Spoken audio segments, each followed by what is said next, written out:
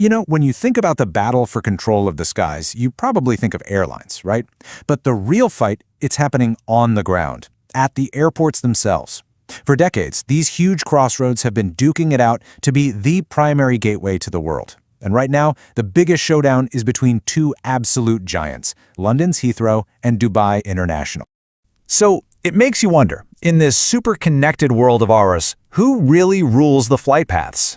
I mean, when you go to book that big international trip, which one of these titans is really pulling the strings, shaping your journey from one side of the globe to the other? So let's meet our contenders. In one corner, you've got the established champ, London Heathrow. We're talking Europe's crown jewel, the historic gateway to the world. And in the other corner, the powerhouse challenger, Dubai DXB, the Gulf's shiny super hub built on pure ambition and some seriously smart planning. But here's the thing. This isn't just about two airports going head-to-head. It's bigger than that. What we're really watching is a kind of proxy war. It's Europe's old-school established hub system versus the Middle East's super-powerful transfer-focused model. It's a total clash of ideas about the best way to connect the entire planet. Okay, so that's the theory. But how does this all play out in the real world?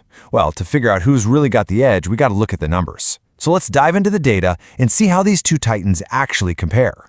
And wow, the numbers for 2024 are just massive. Dubai saw a record-breaking 92.3 million passengers come through. At the same time, Heathrow also hit its own personal best at 83.9 million. So, I mean, both are doing amazingly well, but you can see it right there. There's a clear leader. Dubai has definitely pulled ahead when it comes to the sheer number of people walking through its terminals. And listen, this isn't just some one-off thing. Dubai's spot at the top is not new. We're talking 10 years, a full decade, that it's held the title of the world's busiest international hub. That's not just a lead, that's a dynasty, a decade of pure dominance. So if we dig into the data a little bit, you start to see why Dubai is number one. It's not just about the total number of people. The really key number here is international seat capacity. Dubai offers over 60 million seats. That's almost 12 million more than Heathrow. That right there, that's the engine that powers its number one ranking. Heathrow's holding strong in second place for sure, but it's a distant second. Okay, so it's pretty clear they're not just throwing numbers at each other. They're competing with strategy. Each of these airports has a completely different playbook for how they're going to lock down their future and, rule the skies. The best way to think about it is like this. Heathrow is a fortress. It's all about defending its turf, right? Squeezing every last drop of efficiency out of the space it already has and focusing on a high-quality, premium experience. Dubai, though, it's a factory. It's all about scale, pumping people through efficiently, and just building for the future. And that right there, that brings us to Heathrow's biggest problem. It's Achilles' heel, really. The airport is just full.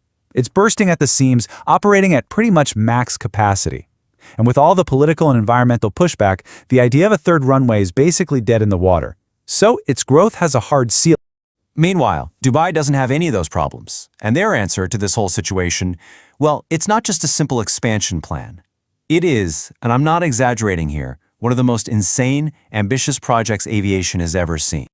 Okay, I need you to brace yourself for this next number because it completely changes the game. Ready? 260 million. Just let that number sink in for a second. Yep, 260 million passengers per year. That's the plan. They're going to move everything over to a brand new mega hub, Al Maktoum International.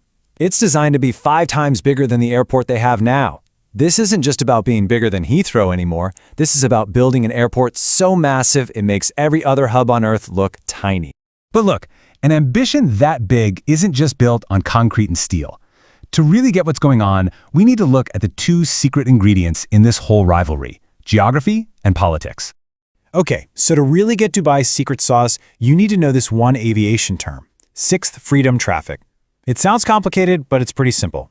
It's just the right for an airline to fly passengers between 2 other countries as long as they stop in Dubai.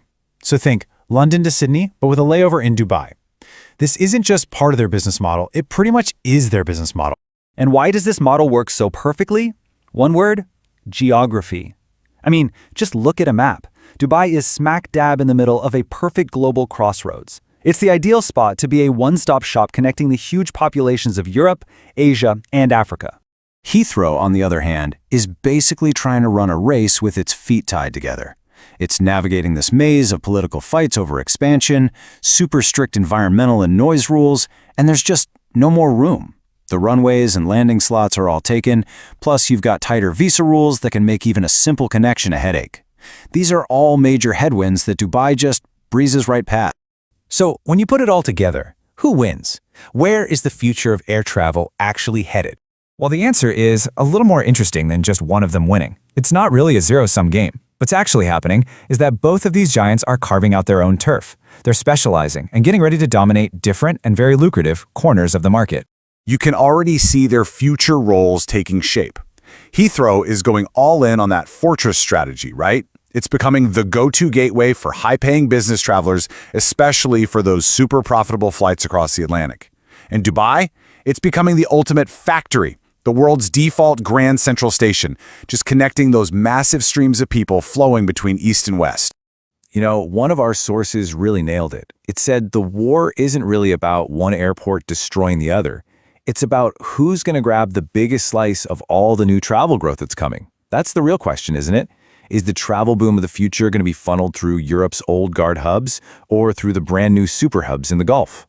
So at the end of the day, this whole battle for the skies, it isn't really about finding one winner. It's about who gets to draw the map for the next generation of travelers. And the question that leaves us with is a really big one. Is the future of flight going to be built on Europe's long-standing legacy?